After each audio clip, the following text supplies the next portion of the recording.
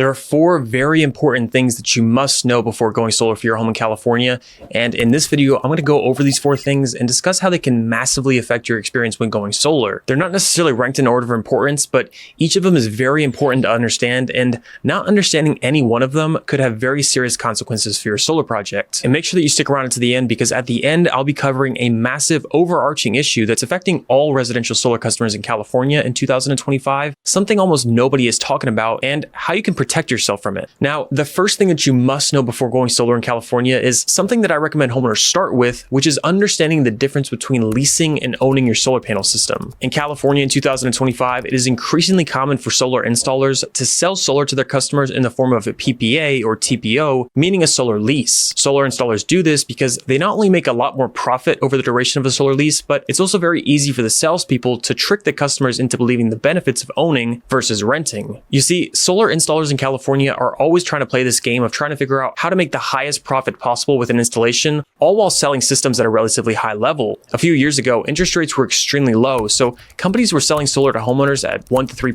APR, and that was working very well for them. But times have changed, and now in 2025, with rates being much higher, many installers have decided to rent solar panel systems to homeowners instead of pricing their bids at cash price. You see, when a homeowner signs a PPA or a TPO, it means that they're renting their panels from their solar installer, typically over a period of 20 to 25 years, and making monthly payments along the way. These monthly payments are often much lower than what the homeowner was previously paying on their power bill, so the numbers generally work out for immediate savings. However, there's a few caveats which they won't tell you. So number 1, your monthly payment will often escalate by 2 to 3% every single year. And this escalation compounds, meaning that by year 20 or year 25, your monthly payment could be double compared to what it was in year 1. Point number 2, you won't be eligible for any federal tax credits. So that 30% solar federal tax credit, which everybody talks about, well, that will instead be claimed by the solar installer. And point number 3, selling your home with a leased solar system can be very difficult. In fact, oftentimes it can lower your home's value. You will likely have to sell your house with the stipulation that the new homeowner assumes the monthly payments of your lease, a condition that very few buyers will want to accept. And if you think that you can pay off the lease early to avoid this, yes, that's a possibility. However, they will often massively inflate the buyout price in the contract, making early repayments a poor financial decision. Many solar installers as of 2024 prefer leasing systems to homeowners because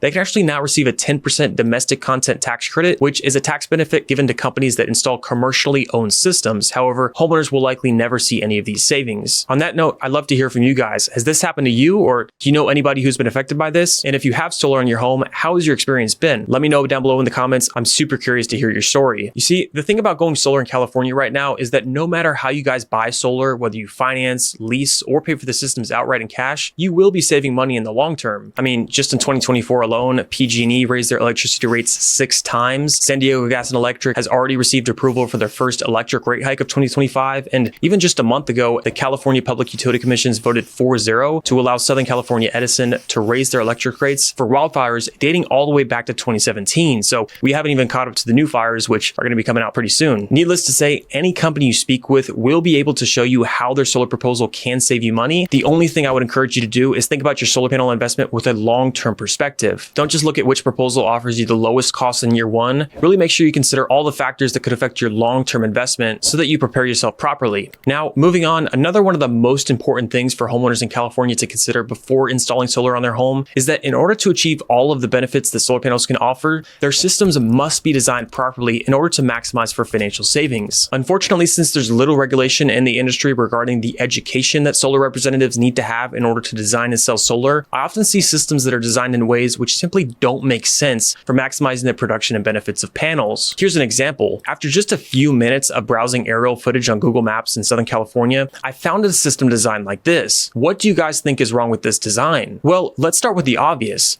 The panels are only installed on the eastern face of the roof. This means the system's production will likely only be substantial enough to power the house from around 8 a.m. to 2 p.m. If we use an irradiance mapping software to analyze this house, we actually see the majority of the sunlight falls on the southern face of the roof, which was completely avoided for no apparent reason. Worst of all, this property is in San Diego, meaning the homeowner is purchasing power from San Diego Gas and Electric, a company with a time of use electricity program that charges nearly double the cost of power during the later afternoon hours from 4 p.m. to 8 p.m., similar to that of Southern California Edison and Pacific Gas and Electric. Wouldn't it make sense to place some panels on the western face of the roof where the sun shines during those critical afternoon hours? Apparently these designers didn't think so. This is just one example of many poorly designed systems, often resulting from uneducated solar representatives or companies that are lazy, don't care about their customers, and prioritize quick installations on a single large roof face. While avoiding panels on the front of your house is understandable for aesthetic reasons, if you want to design a system that maximizes production and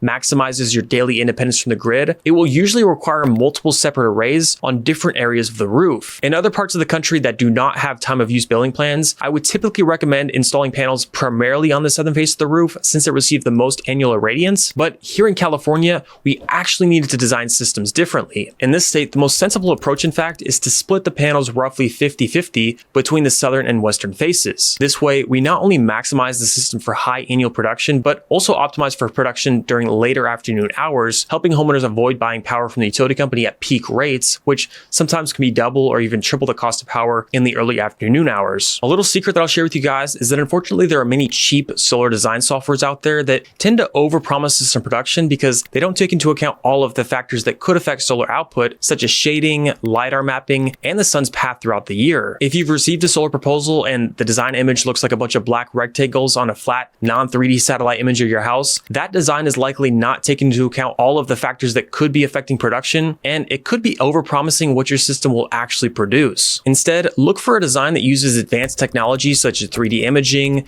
irradiance mapping, and LiDAR shade metrics, as well as a system that's been designed in a way to maximize your daily independence from the grid. A design that incorporates these advanced tools and strategies will likely provide you the most accurate production estimates and ultimately save you the most amount of money over time. And by the way, guys, if you are in the process of shopping for different solar options for your house here in California and you would like to get one of these advanced designs and proposals, or maybe you already have a few bids and you would simply like to receive a comparison quote just to make sure that you're getting a good deal, feel free to reach out to me by using the link below in the description, and I would be happy to provide you with one of these 3D personalized designs for free, as well as my recommendations for where I would install the panels on your property and which panel could be potentially best for your project. I've worked in residential solar here in California for a very long time, so if you would like to get connected to a high quality contractor for your installation, I'd be happy to speak with you for 15 to 20 minutes about your project and then refer you over to somebody who may be a good fit. Now, when discussing the design of your solar panel system and where to place the panels, it's also extremely important to talk about which solar panels are best for your project. In California, the two most important factors that I encourage homeowners to evaluate when considering various solar panel options are the temperature coefficient and then the long-term degradation rate. You see, solar panels operate at maximum efficiency when outside temperatures are 77 degrees Fahrenheit or 25 degrees Celsius. And for every degree above that, their efficiency slightly decreases. And so to measure how well different solar panels perform at higher temperatures, we look at the panel's temperature coefficient. So a rating that indicates how much output decreases for every 1 degree Celsius above 25 degrees Celsius. This coefficient is usually expressed as a negative percentage per degree Celsius, and most panels fall between negative 0.24% and negative 0.4% per degree Celsius. This rating comes out to be one of the most important factors when evaluating solar panel options, especially for homeowners in hotter areas of the state, such as Southern California or the Central Valley. The reason is that during the summertime, when panels are producing at their highest levels, outside temperatures may be around 80 to 90 degrees Fahrenheit, but rooftop temperatures can rise upwards of 140 to 150 degrees Fahrenheit at that same time. This can massively impact the panel's performance, especially during the most important summer months of the year, making temperature coefficient a crucial consideration, really, if you want to maximize your solar panel efficiency. However, an even more important factor and one of the best indicators of a high quality solar panel is the linear power warranty. This is the warranty that expresses the maximum degradation that you can expect out of your solar panel over a period of 25 years. You see, like all electrical equipment, solar panels degrade over time, and typically this degradation falls between 8 and 20% over 25 years, just depending upon the panel's quality. You'll find this rating on a solar panel spec sheet under linear power warranty or guaranteed power in year 25. For example, if a panel is guaranteed to retain 90% of its original power output after 25 years, that means that it has a 10% total degradation over that period. Among all the factors to consider when choosing a solar panel, this is arguably the most important because it massively impacts the total energy your system will produce over its lifetime. And after all, the whole reason that we invest into solar panels is to generate as much electricity as possible over time. Because here's something that surprises a lot of people and something I would urge you to consider. Solar panels don't just last 25 years. In fact, they can last upwards of 50 or even 60 years. These issue isn't that they suddenly stop working, it's more so that at a certain point, their power output just drops low enough to the point that it eventually makes sense to replace them. So let's break this down and see just how big of a difference that low degradation makes over time. Let's say I designed two identical solar panel systems for you. Both use 25 400-watt panels and both produce 10,000 kilowatt hours in the first year. The only difference, System A is using a panel with a guaranteed power of 84% at year 25, while System B is using a panel with a guaranteed power of 92% at year 25. That means System A has an annual degradation rate of 0.694%, while System B has a much lower rate of 0.332%. Now, this difference might seem small, and it might even look insignificant to you, but let's zoom out and compare how these two systems will perform over time. I crunched the numbers, and by year 25, System A will have generated roughly 236,800 kilowatt hours, while System B will have produced roughly 244,900 kilowatt hours, so already a difference of 8,100 kilowatt hours. But if we extend this out to year 40, this gap becomes even more dramatic. By year 40, System A will have generated roughly 319,100 kilowatt hours, while System B will have produced around 371,800 kilowatt hours, so a whopping 52,700 kilowatt hours more than System A. And remember, these systems are identical in every way. The only difference is a mere 0.362% variation in their annual degradation rates. I understand it's kind of hard to conceptualize what those numbers actually mean, so let's put that extra energy into perspective in terms of savings over time. Because again, our primary goal when going solar in California is to save money by producing electricity from the panels that we own, as opposed to buying power from the utility company at whatever gouging rates that they choose to charge. If electricity for California homeowners cost on average 35 cents per kilowatt hour, which by the way is fairly normal when you average out the utility charges after peak and non-peak hours and factor in the fees and the delivery charges, then the additional 52,700 kilowatt hours over 40 years could be worth just over $18,400 in savings. And that's a massive difference just from two panels which differ in annual degradation by just over 0.30%. Now at this point you might be thinking, well, obviously solar panel system B must be more expensive. And yeah, that's a fair assumption. But here's the thing. Choosing a tier 1 high quality solar panel typically costs only 30 cents to 40 cents price per watt more than a lower tier panel with a higher degradation. But as we just saw, the additional energy production from a better quality panel could easily offset that cost in just a short period of time. And from that point forward, it's all extra savings. So here's the bottom line. If you're investing in solar for the long haul here in California, low degradation and temperature coefficient are two of the most important factors to consider. A tiny difference in degradation rate might not seem like a big deal at first, but over 40 years, it can mean tens of thousands of extra kilowatt hours in production and thousands of extra dollars in savings. And a panel with a bad temperature coefficient can mean poor production in the hot summers, which is exactly when we need the most out of our solar panel systems. That's why when comparing solar panels, it's not just about the price tag, it's about how much energy that they'll produce over a lifetime. Because at the end of the day, our goal isn't just to install the cheapest system that we can install on day one, it's really to design a system that maximizes your financial savings over decades. Now, moving on to the last yet arguably most important thing that homeowners need to consider when going solar, and the massive issue that's plaguing residential solar in California is just the sheer number of contractors that are going out of business and the shady reason behind why this is happening. The thing about residential solar in California is that it's been a booming business over the past 5 to 10 years due to huge consumer demand driven by the skyrocketing electricity rates. Because of this, many contractors who previously worked in home electric or roofing have jumped into the solar business, but not always with the best intentions. You see, the truth is that solar is primarily a sales-driven business, and many solar companies rely on large door-to-door sales teams or phone solicitation companies in order to bring in customers. And rather than focusing on how their specific equipment package benefits the homeowners, their sales pitch often centers around giving you a low monthly payment that beats your current electric bill. In fact, many of these salespeople knocking on doors in our neighborhoods don't even live in California. A lot of them come from out of state and are only here for 2 to 3 months doing what's called a sales blitz, where they try to sell as many solar systems as possible before moving to a different market or going back home. Because of this, many solar installers and salespeople get away with selling cheap solar panels, inverters, and batteries,